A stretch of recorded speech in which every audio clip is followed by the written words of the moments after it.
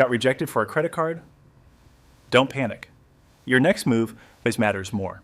A credit card denial feels personal, but it's usually just math and policy. The denial itself doesn't tank your score.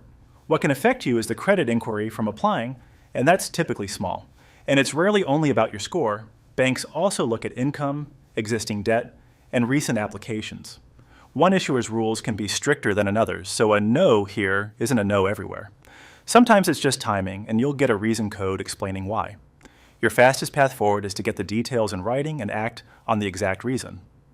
You have a right to an adverse action notice, request it if it doesn't arrive, because it lists the score used and the main factors behind the denial.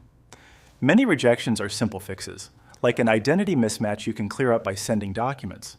If it's income related, remember issuers count more than wages, but they may ask for proof. If you're under 21, there are extra income rules. Use the notice to guide a reconsideration call. Before you reapply anywhere, confirm your credit file is clean and accurate. Pull all 3 credit reports, Equifax, Experian, and TransUnion, because lenders don't all check the same one, and the data can differ. Also separate your report from your score. The report is the raw history, the score is the summary number. Verify your personal info so your file matches your application.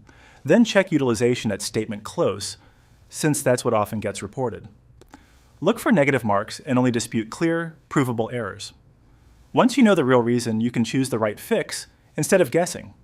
If the issue is explainable, like income, employment, or a one-time situation, call reconsideration quickly while your application is fresh. If it's identity, send the requested documents and follow up. If utilization is high, aim to report under 30 and lower is better. If you have too many inquiries, waiting can be the smartest move. If your file is thin, a secured card can build history.